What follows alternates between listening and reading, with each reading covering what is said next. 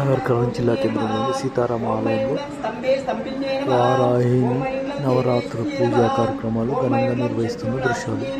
వేద పండితులు పూజా కార్యక్రమాలను నిర్వహించగా మహిళలు పెద్ద ఎత్తున పాల్గొని కార్యక్రమాలను నిర్వహిస్తున్న దృశ్యాలు.